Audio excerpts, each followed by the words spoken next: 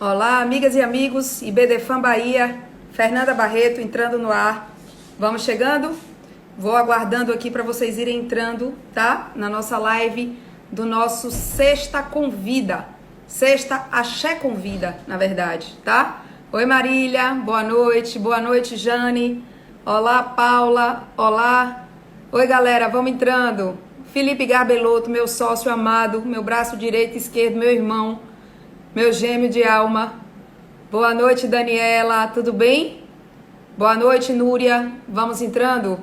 Nossa convidada já me mandou convite aqui, já vou chamá-la, tá? Mas vou fazendo um tempinho para vocês irem entrando. Você é suspeito, você não conta.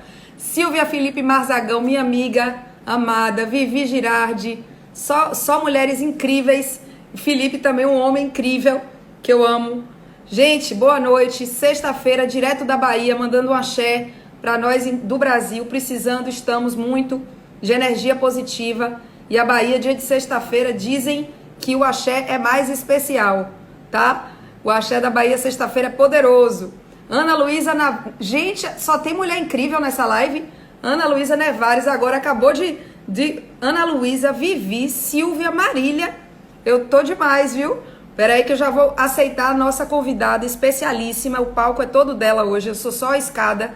Eu quero só que ela brilhe, porque ela é especialista em planejamento sucessório. Estamos precisando, né, Vivi? Pois é. Além de toda a confusão, ainda temos uma confusão master. Estamos concorrendo hoje com um vídeo muito especial, hein? Daniele disse isso há pouco. Vou chamá-la aqui. Daniele, meu amor, manda de novo para mim, amiga, por favor. Você manda de novo o seu convite, que aí eu te aceito. Eu não tô achando aqui agora. Enquanto isso, eu vou botando o tema da live aqui, tá? Adriana Harp, né? Do Paraná. Um beijo, querida amiga. Só mulher incrível. Planejamento sucessório. Deixa eu só colocar o tema aqui, gente. Me dê um minutinho, porque eu não sei falar e digitar ao mesmo tempo, não. Fico confusa. Pera aí. Aí eu fixo aqui. Já vou, viu, Dani? Tô fixando o tema. Pronto. Olá, professora Daniele Teixeira. Como vai? Já nos falamos várias vezes hoje. Ela está conectando. Oi, tudo bem, Daniele?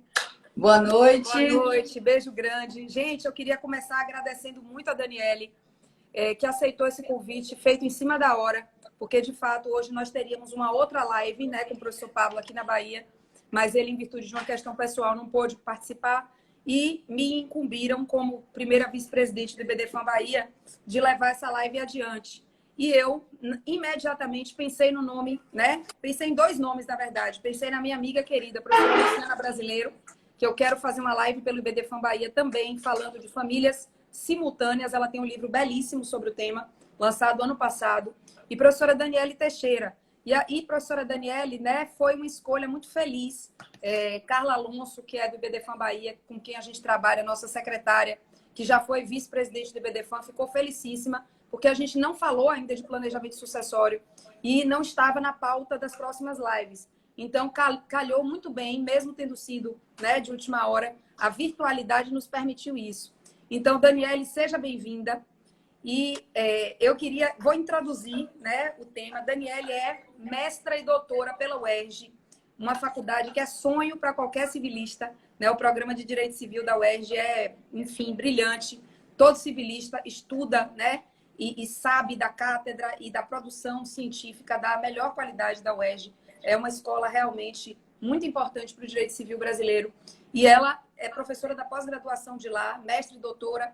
E Daniele tem um livro, né, Arquitetura do Planejamento Sucessório, organizado por ela, maravilhoso, que eu super indico. Já mandei o link, Daniele, hoje para várias pessoas, nos grupos do IBDFAN Bahia, todos, né? Não é propaganda à toa, é porque ela realmente é muito boa no tema e o livro é muito completo. E, pessoal, por que falar de planejamento sucessório neste momento? Por que não trazer mais um tema, né? Covid, alguma coisa, ou pandemia, alguma coisa? Porque, na verdade, o planejamento sucessório é um tema premente, independente da pandemia, lógico, né? Ele é um tema importante de ser falado, debatido, pensado, tornado cultura, tá?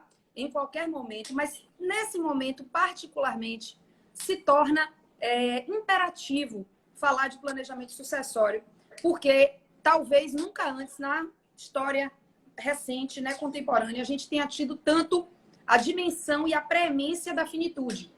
Ontem, Daniela, eu participei de um congresso aqui com a Jovem Advocacia da Bahia, né, um congresso da OAB Jovem, muito bem organizado, um congresso grande, né, mais de 5.000 inscritos, e eu escolhi falar de planejamento sucessório justamente porque nós precisamos tornar o debate sobre planejamento sucessório uma coisa introjetada, enraizada na cultura jurídica brasileira. Não só o debate, mas a efetivação, né, do planejamento.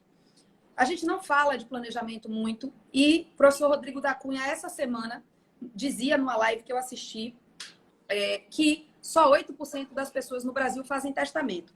Né? Eu tinha noção de que os números eram ruins, mas eu não tinha a dimensão atual de que eram tão ruins. Né? Uma parcela muito ínfima da população usa o planejamento sucessório. Eu já vou lhe dar a palavra, porque eu quero já começar perguntando sobre esse primeiro instrumento clássico do planejamento, que é o testamento.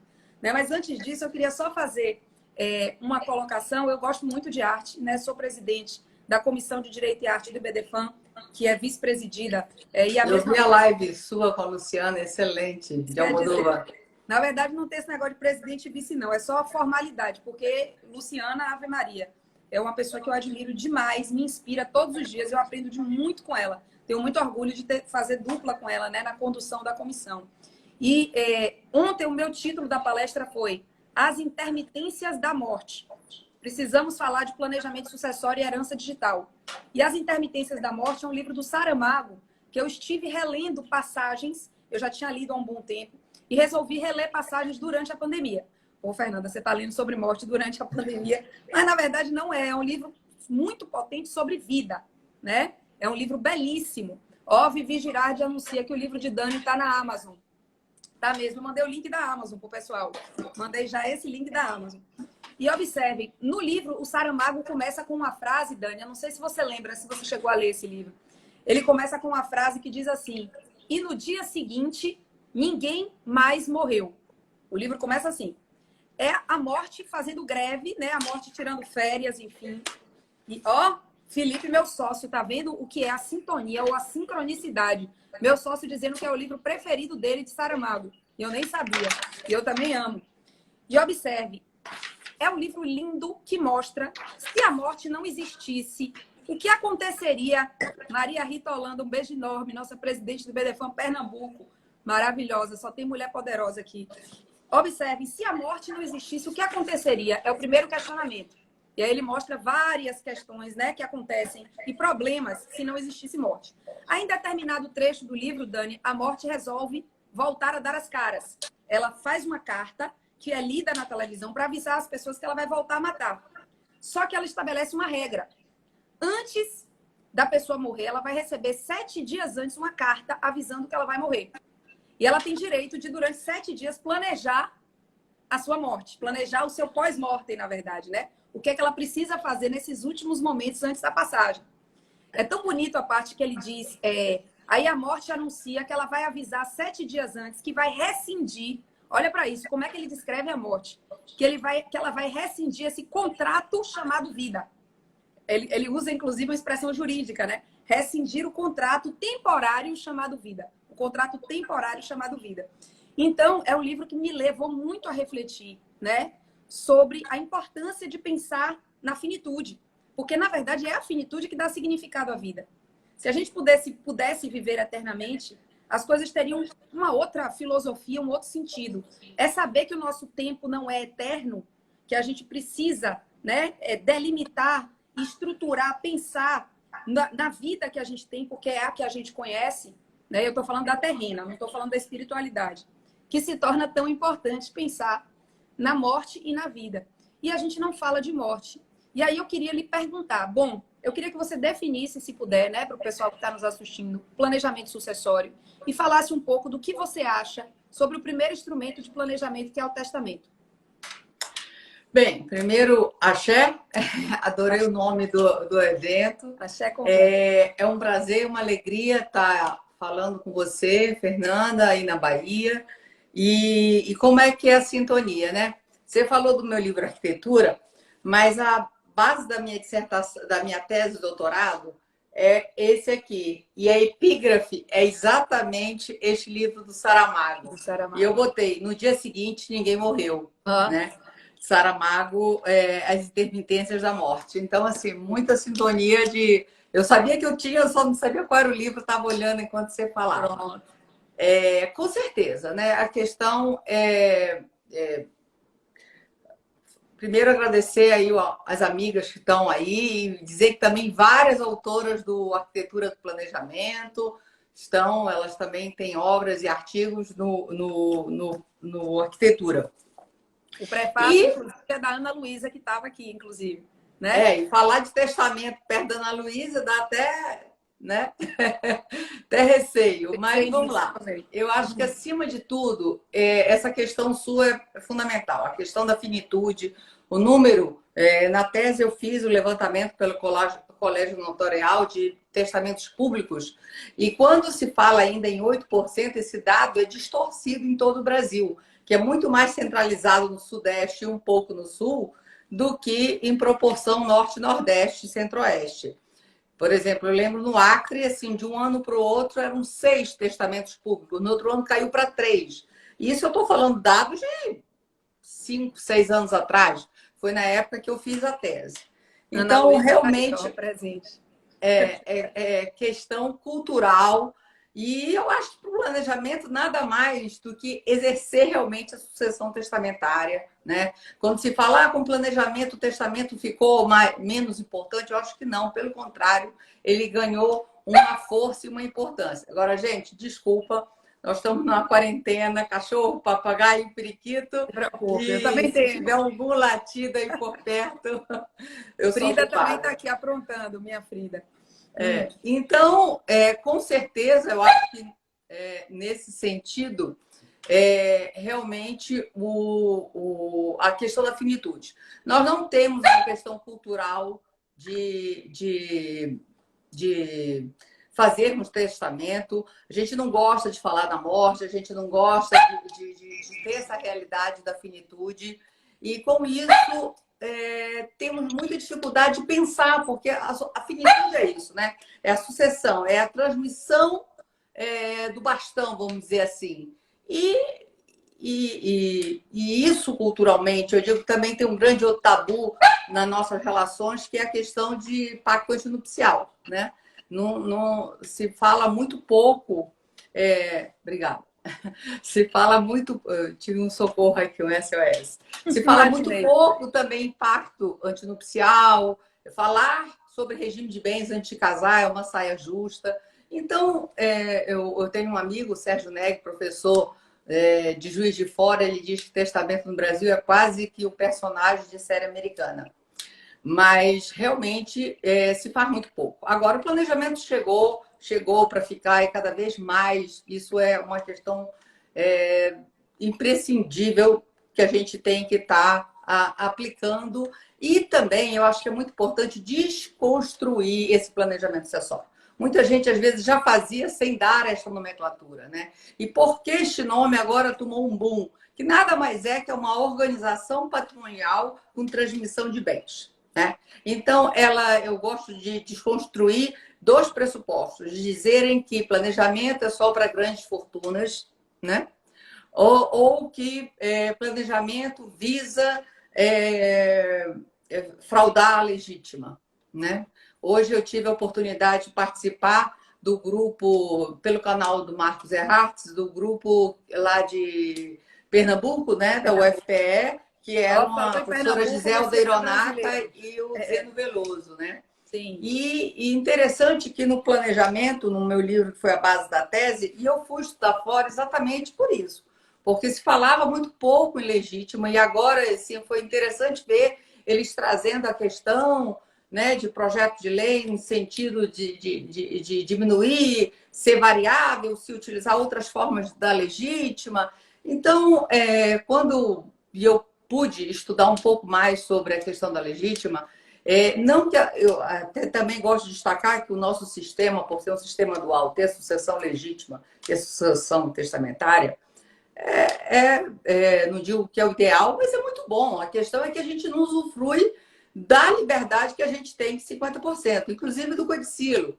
E o Zeno falando da questão agora de testamento, às vezes o virtual e assim por diante.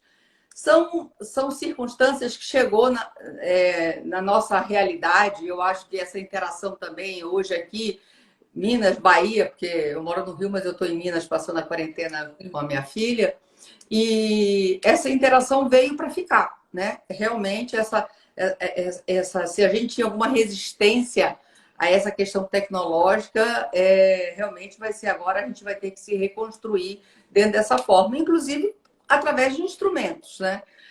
Mas dentro disso tudo, eu acho que faz as pessoas refletirem a questão da finitude, que é a única certeza que a gente tem que todos nós vamos morrer, mas culturalmente o brasileiro tem essa questão de não querer.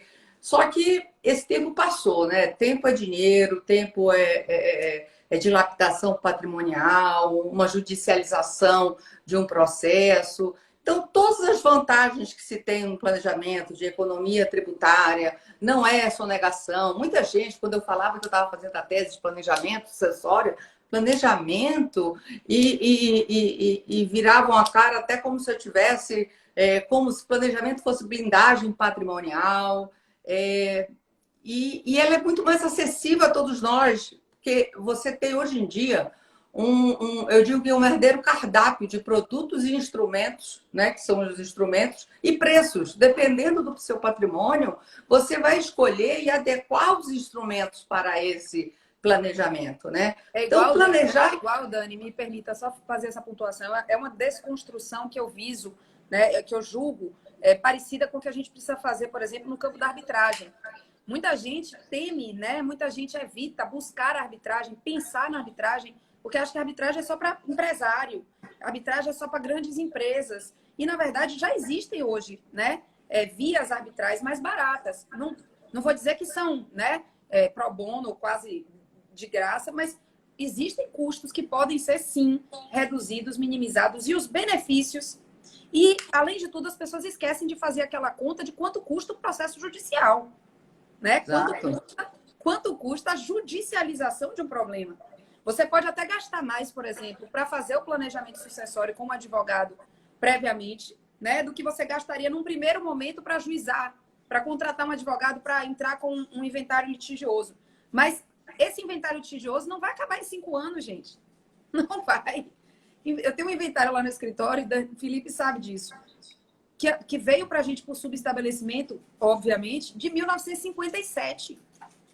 1957, Dani. Nossa! Você já imaginou? E você pensa assim, é uma mega fortuna. O cara deve ser Bill Gates, né? Para a família estar brigando por desde 1900. Não. E a dilapidação patrimonial que aconteceu nesse patrimônio, né? E os frutos que não foram gozados, e o que se desgastou, e a empresa que acabou. Exatamente. Então, eu acho que desconstruir, eu acho que você começou por um ponto fundamental. A gente tem que desconstruir a ideia de que planejamento sucessório é coisa de rico. Que só planeja sucessão, ou que só quem faz testamento, ou só quem pensa numa doação com usufruto, ou só quem pensa num acordo, né, de cotistas, etc., é rico.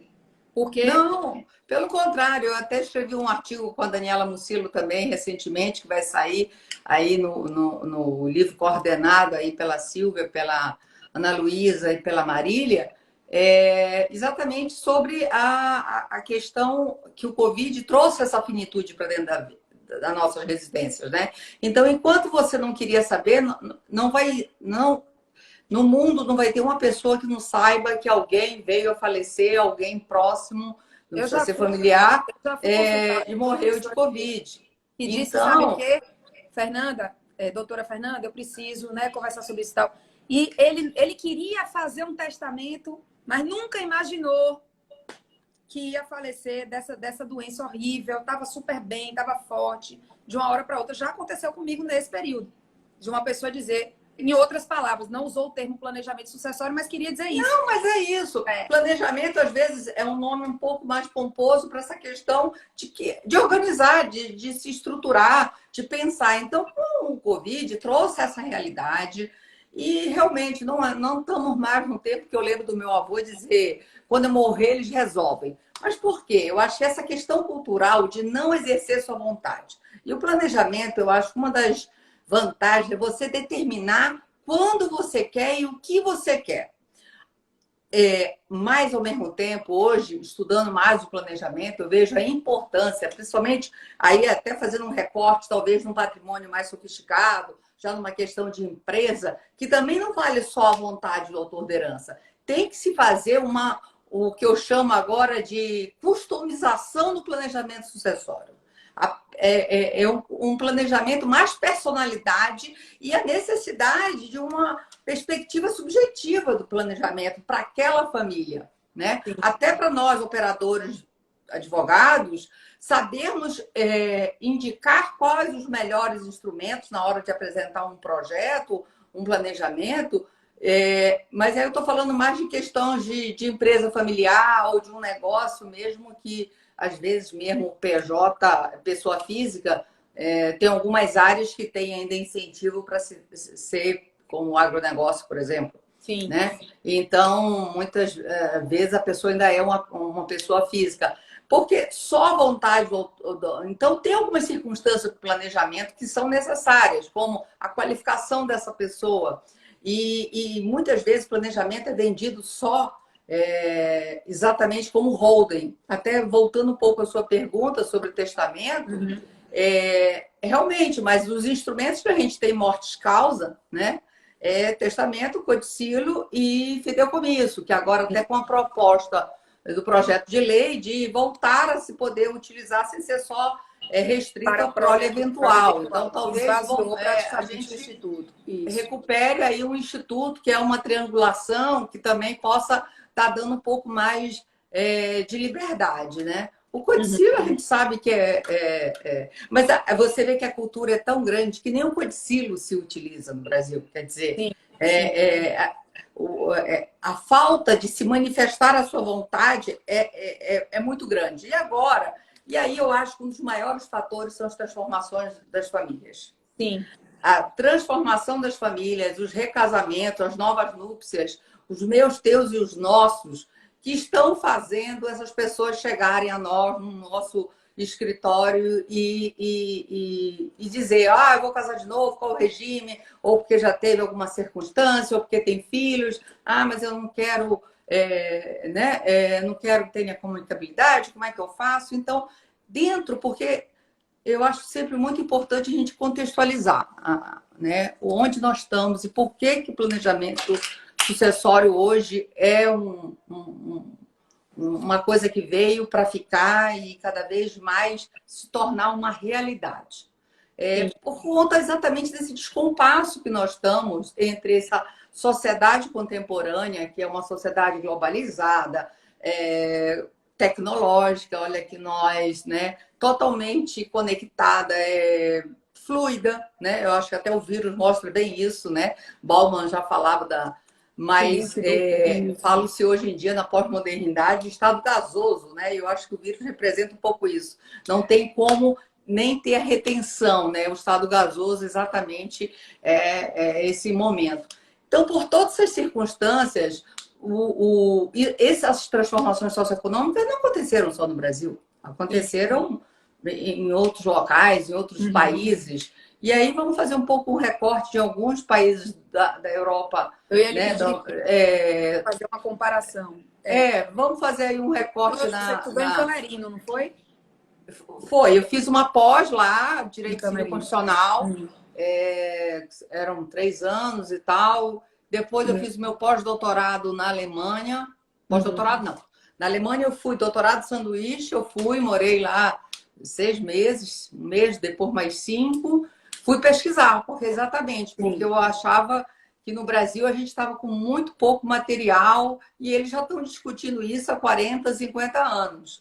E em função disso, depois eu até apliquei para uma bolsa pós-doc já, que eu já fui indo para a sucessão internacional, já um desmembramento aí já da minha tese. Mas eu fico assim, até hoje, vendo como vários assuntos que eu tratei na tese, sem ser arquitetura no planejamento, sobre a flexibilização do 426, hoje o Zeno, o professor Paulo Lobo também estava falando, da renúncia, a questão da renúncia ou não, se aplica ou não. 426, gente, para quem não lembra, é o vedação ao Pacta Corvina, né? É o vedação à negociação, à composição com a herança de pessoa viva.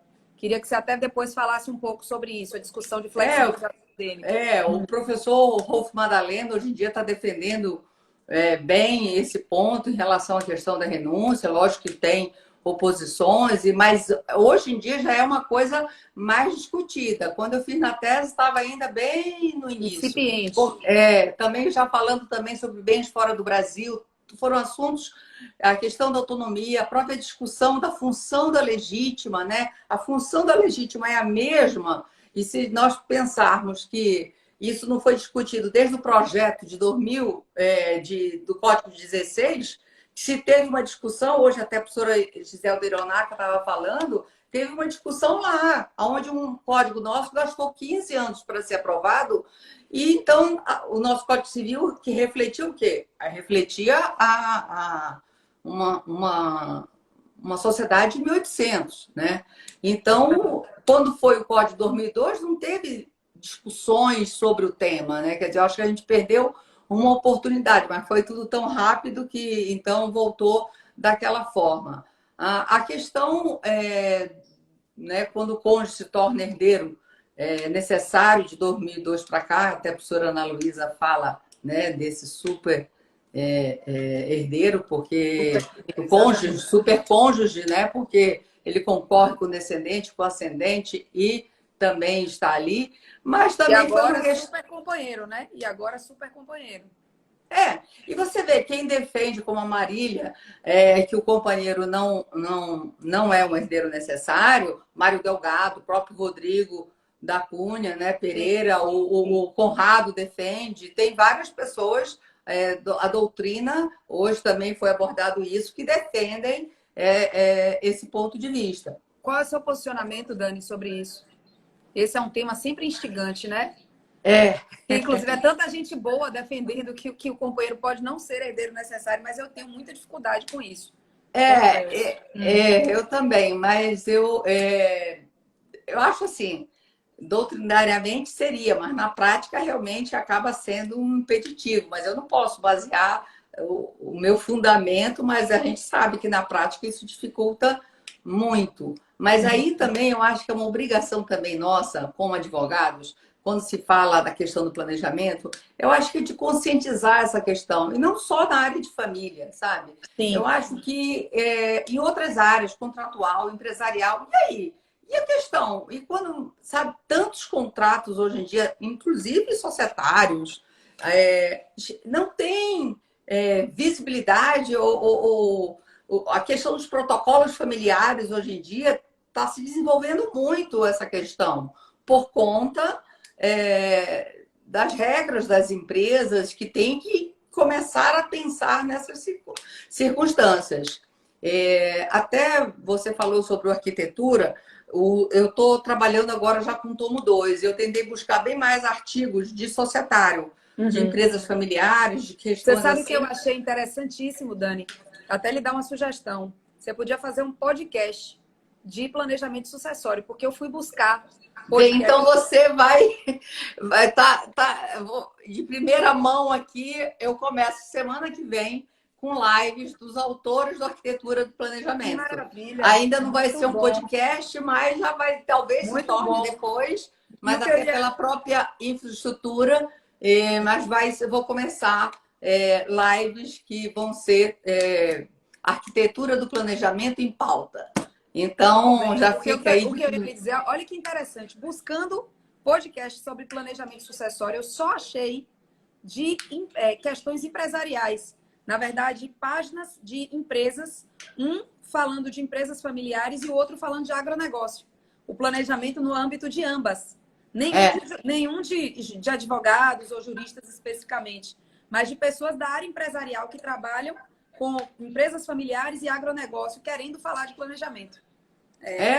Tem alguns, eu também já fiz pesquisa e tal, mas realmente eu estou querendo trabalhar até porque o assunto não se esgota, né? Eu acho que realmente, você falou do arquitetura, hoje até a Silvia me falou, parece que está esgotado. Eu voltei, falei na editora, realmente ele até esgotou, mas já está saindo mais, já vai ter pré-venda já com o mesmo desconto, mantendo o compromisso, e vai sair mais uma reimpressão, porque realmente ele ficou, mas eu acho que toda essa questão é porque, quando eu digo o assunto não se esgota, porque tem várias perspectivas para você estar trabalhando. Não, planejamento é um tema muito complexo, realmente. E aí também outra coisa que eu acho muito interessante para a questão de nós, advogados, colegas, sim, que são as parcerias também que podem estar acontecendo, sim, né? Isso. Porque é muito difícil você ter todo um conhecimento que precisa, dependendo do planejamento. Lógico que também tem planejamentos mais simples, e eu acho que também é outra coisa que eu também quis, eu e a Daniela quisemos demonstrar no artigo. Muito mais um planejamento de um dia a dia das pessoas, de um patrimônio simples ou médio, que não precisa de instrumentos tão sofisticados, que às vezes com um testamento, com uma doação com usufruto, com uma previdência, com um seguro. O universo do planejamento é complexo porque ele é muito amplo. Você tem muitas possibilidades, né? No âmbito de. Porque tem várias variáveis. Não necessariamente vai ter que adotar uma via complexa. Você precisa, na verdade, a partir do objetivo daquela pessoa que quer planejar a sucessão. O que é que ela almeja, né? Para daí customizar, digamos assim, né? Desenhar o planejamento de acordo com a necessidade daquela família, daquela pessoa, enfim. Por isso que eu falo que é um verdadeiro cardápio com produtos e preços, e aí você tem que adequar. Agora, quando você tem que qualificar também a pessoa, que isso é necessário, ver, tem herdeiro necessário, não, tem, é casado, qual é o estado civil dessa pessoa, fazer essa análise, e estamos falando de uma qualificação, e lembrando sempre, quem morre é a pessoa, né? Pessoa humana. Dentro dessa pessoa, o patrimônio dela pode ser composto de empresas, de várias PJs ou não, ou holding, mas quem morre é sempre importante estar lembrando, é a pessoa humana. Então, dentro desse levantamento patrimonial, seja dessa questão também da qualificação, que quando se vende muitos cursos por aí, como se fosse só holding familiar, mas muitos, e principalmente como se a solução e a própria...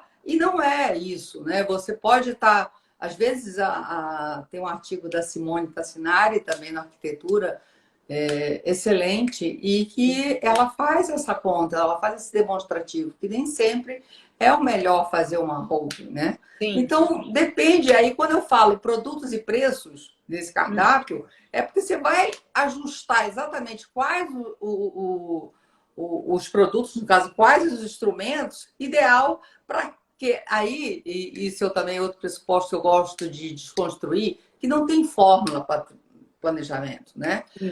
Planejamento sucessório não tem 2 mais 2 dá 4. Porque sempre vão ter variáveis, desde a qualificação da pessoa, como a própria questão do levantamento do patrimônio, sempre vai ter essa variação, e como também a própria vontade do autor da herança, né?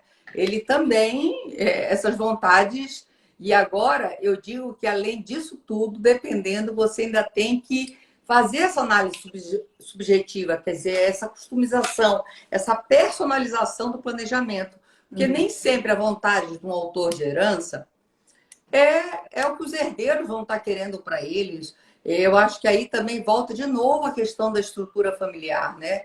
Nessa família instrumental que a gente vive para o desenvolvimento da personalidade de seus integrantes, diferente daquela família institucional, de casamentos, ou de ter que seguir o negócio da família. Hoje em dia você tem uma diversidade de profissões, cada vez mais. Só engenharia hoje em dia, sei lá quantos tipos tem de engenharia, divisões que tem dentro de uma área e assim por diante. Então, com todas essas circunstâncias e essas variáveis, você pode até ter alguns instrumentos mais indicados, como eu falei, alguns que são instrumentos mais simples e alguns, às vezes, a partir de um patrimônio X, né? Sim. que aí você também vai adequar. Se uma pessoa, às vezes, nem precisa de holding, só uma limitada resolve. Você vai abrir uma SA? Não, não vai casar ali, né? Não Não encaixa. cabe, Então, exato. você tem que estar buscando.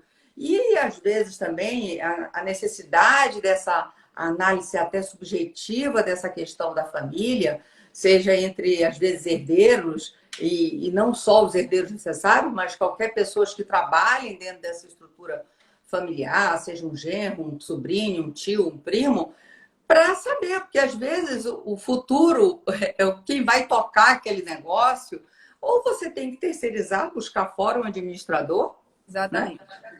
Ou às vezes não é exatamente só a vontade do autor da herança. Exatamente. E aí você tem que também visualizar quais as vantagens do planejamento. E uma delas do planejamento é de você tentar fazer um inventário mais simplificado. Exatamente. Você Para mim, uma das adiantar, vantagens principais. Além de para fazer evitar valer a vontade. evitar o litígio e evitar a dilapidação patrimonial. Então, Exatamente. além da economia tributária, e isso, inclusive, agora, um fator para que isso ocorra, eu acho muito importante se falar, sabe? Isso ser discutido, isso ser falado. Porque no momento que você, até teve um caso aqui, você questiona até a própria disponível. Um dia desse teve um caso da Bete Lago, onde uma filha questionava a nulidade do testamento exatamente porque um filho ou uma filha, não lembro bem o caso, recebeu a mais da disponível, né? Então, se isso não é falado, não é visto, não é justificado, não, essa coisa para deixar, até hoje também teve um comentário lá sobre o testamento cerrado. Mas o testamento cerrado se justificava realmente naquele tempo. Eu lembro, eu tenho um caso da minha família, uma tia-avó tinha um testamento cerrado. E era exatamente para as pessoas não saberem o que constava no testamento, né?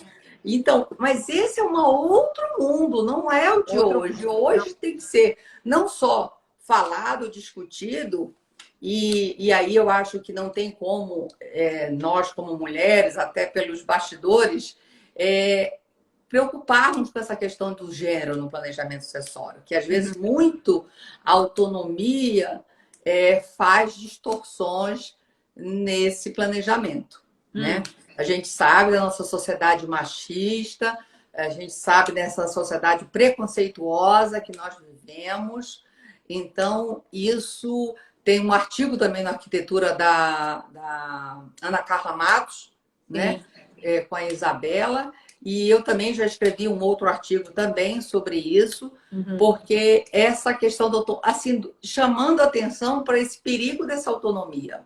Porque, às vezes, como critério, se você fizer um critério só quantitativo e não qualitativo, o Zeno mesmo, quando eu escrevi, até porque eu abordo um pouco isso também, desde lá no meu livro do planejamento da minha tese, sobre a distorção um pouco, que às vezes você dá até os mesmos valores em cotas, por exemplo. O cota, a cota que eu estou falando, não cota de ação, mas a cota sua parte. fatia, a cota parte, em ação e normalmente para mulher é patrimônio, porque parece para dar maior segurança, né? Sim, o bem imóvel, só que aquilo em 5 anos a empresa está valendo muito mais do que aquele patrimônio imóvel que ainda tem as despesas de IPTU, a manutenção e assim por diante. Então, eu chamo a atenção. Essa questão do desnível qualitativo, embora não quantitativo, é muito importante, por exemplo. E é pouco debatido. Às vezes você dá ações, até já vai ser um tema também abordado agora no tomo 2 sobre isso, que é a questão que às vezes você dá ações, mas uma tem direito a voto. Totalmente. Pode ter valores, mas a expressão do que aquilo representa é totalmente distorcido, né? Então, eu como mulher também gosto de chamar, porque atenção para isso, né? Para esses cuidados que tem que ter em um planejamento, não só essa vontade, lógico, é exercer a sua vontade, ter o direito. Eu tenho críticas a legítima severas, mas é o limitador que a gente tem. É a realidade. Então, temos que trabalhar com ele. Né? Eu acho o debate sobre a legítima importante. Eu gosto de ouvir o Zeno, eu gosto de ouvir o Rolf, eu gosto de ouvir a Ana Luísa, que fala muito bem sobre isso. Mas é a realidade que a gente tem. Então, dentro do planejamento, a gente vai ter que trabalhar com ela, né, como norte o tempo inteiro. Ela vai ter que estar presente. Não tem jeito. Sim, com certeza. Então, independente de críticas ou não, fazer reflexões da função, se é a mesma, se essa né, a função lá para aquela família é a mesma família ou não, a própria questão, os pilares do direito das sucessões é o quê? Propriedade, não é nem patrimônio, é propriedade. Por quê? A riqueza era vista como imobiliário, como só bens imóveis, né? Era como se fosse terras, apartamentos. Apartamentos nem tinham tanto, mas eram casas, né? Fazendas, terras, sítios, seja lá o que for. Todo muito um carro, né? Então, se tinha a noção que propriedade imóvel era quem detinha e era o perfil. Só que hoje esse mundo ele é fluido. O que você tem exatamente de bens móveis, vários produtos que você pode estar investindo e planejamentos que às vezes você faz só com bens móveis, né? Então, você, onde é muito mais desburocratizado, muito mais ágil, né? Então, tem que... Eu acho que também essas estruturas, essas novas formas de bens, e aí você até falando da questão da herança digital. Isso, né? Não encontram.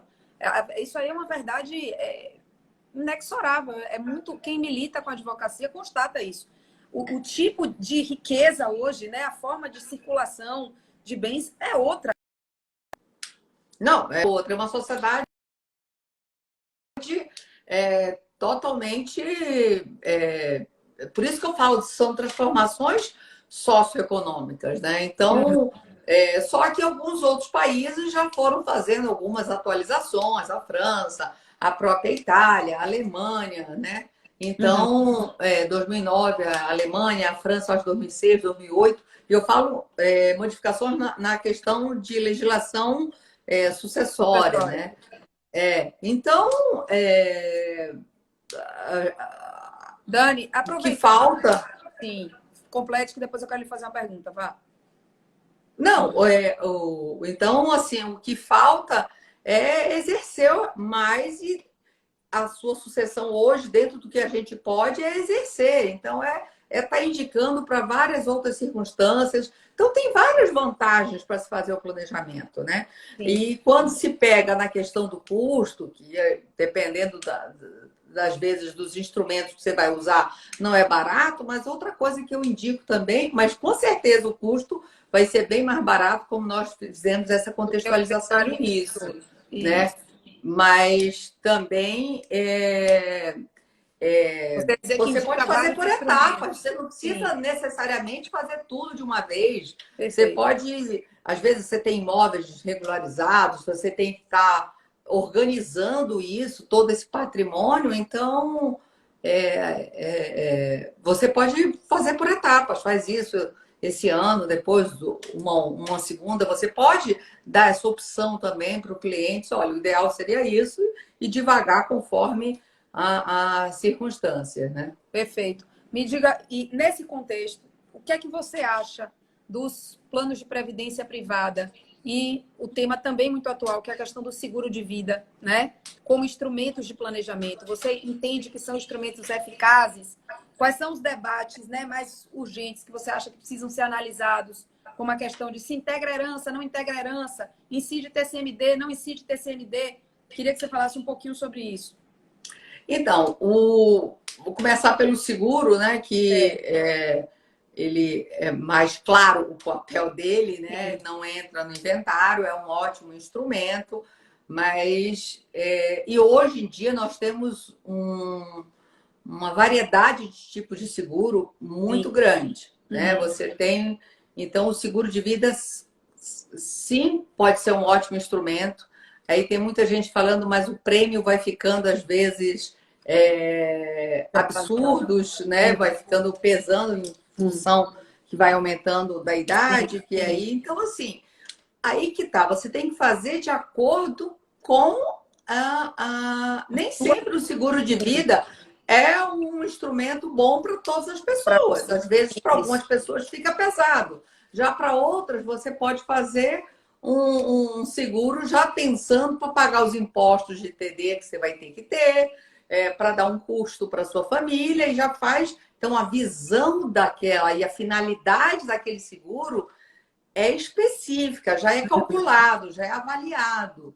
E no Brasil, um pouco, a gente está vendo que, às vezes, muita facilidade para se fazer o seguro, mas na hora do recebimento não está sendo com a mesma facilidade. E se você opta por um instrumento desse, é exatamente pegar a questão da agilidade, da rapidez, da liquidez daquele dinheiro sem uma burocracia, né? Mas hoje em dia é uma área que cresceu muito, tem inclusive também na arquitetura um artigo da Angélica, né? Sim. Que domina muito o assunto. Muito. Eu assisti uma live dela excelente outro dia sobre. Eu acho que das pessoas de seguro, ela realmente tem um domínio, uma visão, e ela tem um artigo aqui na arquitetura sobre isso. Bem, então, o seguro é sim um ótimo instrumento, mas tem nem sempre, às vezes você pode dar um passo maior que a perna e o produto se tornar inviável, caro ou assim por diante. Porque um fator também que você tem que prestar atenção, Fernanda, as pessoas estão vivendo muito mais. Sim. Né? Então, com isso, você tem que estar projetando cuidando da sua velhice, de se deixar bem, né? Então, se você fazia uma previsão de até X idade, você tem que botar mais para frente também, para você não ficar desamparada ali. Você vê muito ainda reflexos de várias pessoas de mais idade hoje em dia que estão em situações vulneráveis ou estão desconfortáveis porque não tem mais uma independência financeira, são dependentes dos seus filhos, se sentem pesos, às vezes, naquela família, porque as pessoas, eu digo que ganharam de 20 a 30 anos. Estou falando a grosso modo, não só, mas se você... Não é nem planejamento, não planejaram a velhice, inclusive, né? A velhice, exato, mas o planejamento inclui isso, de você fazer uma doação, mas com usufruto da residência e ter uma renda, ter a sua autonomia. Mas lógico que a gente está falando de uma parcela privilegiada, que nós estamos falando, que possa ter isso, né? Mas então o seguro ele é uma área que cresceu muito, tem muita diversificação. Você pode fazer seguros hoje próprios, quase personalizados também, né?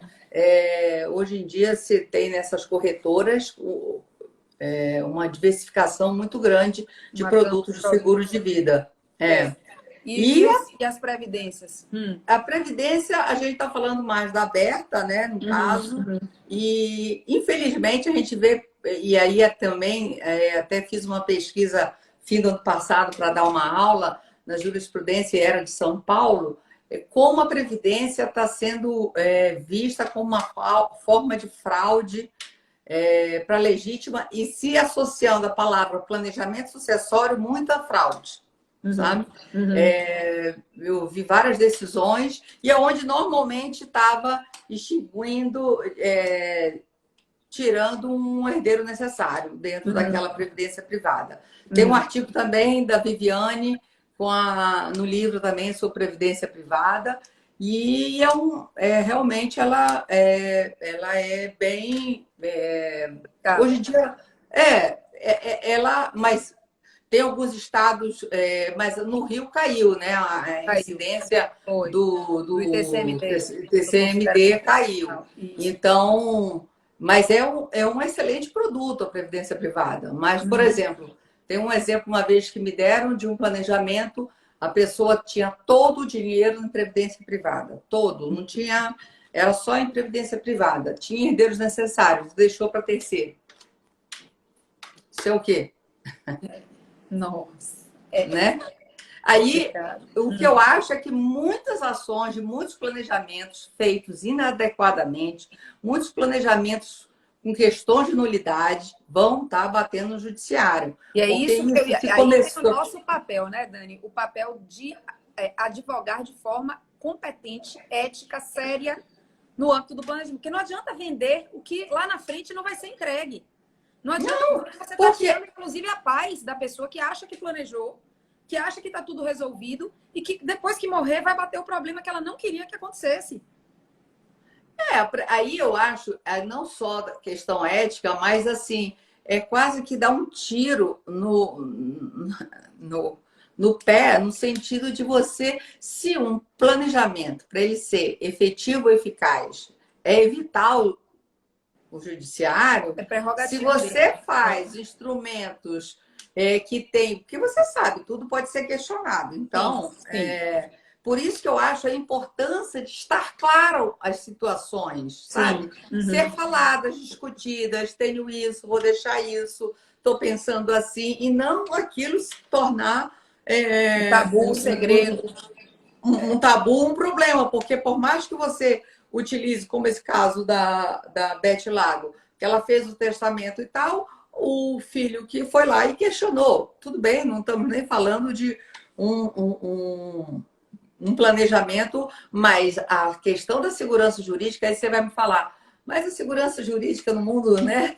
No Brasil é quase, mas onde eu falo de segurança é de buscar instrumentos que realmente evitem um litígio. E outra da vantagem, e é inclusive importante dessa questão análise subjetiva, é se você vê que podem ter futuros conflitos familiares em função daquele patrimônio, quanto mais cedo se antecipar esse problema e resolver, ainda se possível em vida, aí sim você vai ter um inventário mais simplificado, porque já vai estar pré-determinado. O autor da herança, ele tem, viu, professor Fred Matos, querido, beijo, professora Carol Viana também, doutora Carol Viana, a figura do autor da herança, em vida, ela tem muito significado, né? O dono do patrimônio, ele tem uma força muito grande. Então, se ele está envolvido na resolução do problema, dá-se um outro peso à coisa. Depois que a figura dele sai de cena, complica. Se as coisas não forem enfrentadas, né? É melhor enfrentar. Então, por isso, porque, exatamente, você pode você não precisa esperar só o momento pós-mortem, né? Verdade. Você pode estar antecipando e deixar praticamente tudo já alinhavado, decidido, transmitido, doado, feitos os ajustes, criados as holdings ou não. Eu só estou preocupada com o tempo, se você vai querer deixar... 5 minutinhos. Ela salva, porque eu não estou vendo, hein? Então você controla aí. Pessoal, se alguém tiver alguma pergunta para a professora, doutora, querida Daniele, façam, por favor, aqui, tá? Porque a gente só tem 5 minutos. Se alguém quiser perguntar alguma coisa, eu fico lendo aqui e passo para ela, tá? Pode ir falando, Dani. Não, mas então, Nanda, eu acho assim, muito importante trabalhar, resumindo, eu acho que é desconstruir essa questão do planejamento ser uma coisa muito distante, muito longe, não, é trazer para a nossa realidade de advogados. É muito importante essa questão de parceria, de dividir, porque você dificilmente vai ter uma expertise em todas as áreas, né? Mas...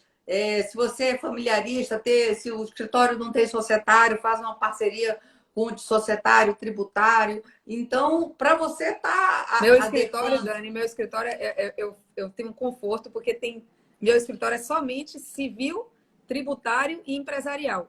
Então, para planejamento é bom, porque eu tenho societário, porque senão mas se eu não tivesse, certamente eu faria parcerias para isso, embora possa fazer para outras questões que se venham, né, a se mostrar necessárias na dinâmica de um planejamento específico. Mas, de fato, é necessário ter essa consciência de que a gente não domina tudo. Né? Eu sou familiarista sucessionista, eu não domino o tributário, eu não domino o empresarial. Né? Eu sei o básico e o necessário para o trâmite do dia a dia, mas para um planejamento mais complexo, eu o tempo todo recorro a eles, o tempo todo. Não, eu tenho, mas ao mesmo tempo também acho que só o societário, às vezes, pode comer muita mosca. Com certeza.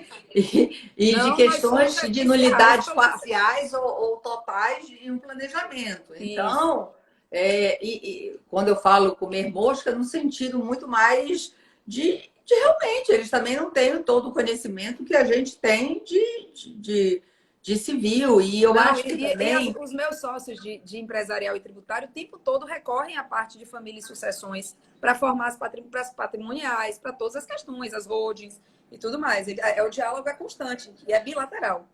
Não, tem que ser, né? Então, isso é muito importante. E também ver que você não precisa fazer planejamento só realmente de um patrimônio sofisticado. Então, ele está muito mais perto de nós, de exercermos e estarmos orientando os nossos clientes com essa perspectiva. Então, eu acho que e o Corona só trouxe essa realidade, que veio para ficar e daqui para frente é só estar desenvolvendo, né? Eu queria... Tá instigando.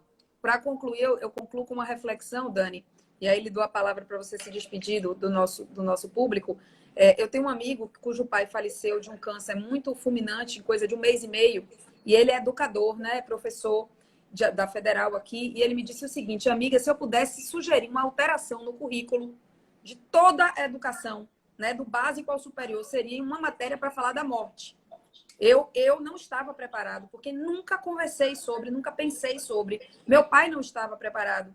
Então, a gente precisa... Eu fico até arrepiada quando eu falo disso. A gente precisa falar. E falar de planejamento sucessório para o direito, nas faculdades de direito, para os estudantes de direito. Formar uma cultura de planejamento não é uma cultura de quem está interessado só em ganhar, gente. Não! A gente assume que é um nicho de mercado interessante. Existe um trabalho bom para ser desenvolvido, né? Como advogados. Existe. Não, com certeza. Mas vai muito além disso. Na minha opinião, vai bastante. Vai. Que é essa questão. Inclusive de evitar problemas futuros familiares. Quer dizer, até pela manutenção de uma harmonia familiar. Mas para isso eu acho que é muito importante se discutir, conversar, saber. Às vezes, um dia desse veio uma aluna dizendo: professora, não é que eu queira ser, porque a pessoa parece que é até interesseira se pensar nisso. Mas o meu pai está abrindo uma academia para o meu irmão, está isso, está aquilo. Daqui a pouquinho cai, viu? Bem, então, agradecer o convite. Muito obrigada, Fernanda. Obrigada. Um abraço a todas as amigas aí, pessoais que estão, pessoal que está assistindo. Realizei um desejo, um sonho fazendo essa live, porque eu admiro Daniele Teixeira demais. E ainda por cima com essa audiência dessas civilistas todas brilhantes que nos acompanharam. Silvia, Vivi, Ana Luísa, nossas amigas aqui da Bahia, Lúcia Rosas, Carolina Viana, Felipe, meu sócio lindo, maravilhoso, que está nos assistindo, que segura muito a batuta para eu poder, além de tudo, me dedicar à academia. Muito obrigada, viu, Daniele? Não, eu que agradeço. Obrigada. Um beijo, pessoal. Fiquem bem. Um beijo. Fiquem com Deus. Bom fim de semana a todos. Cuidem de vocês e das suas famílias e vamos ficando em casa, que já já isso passa, tá bom? Obrigada. Tá joia. Um beijo. Um beijo. Tchau.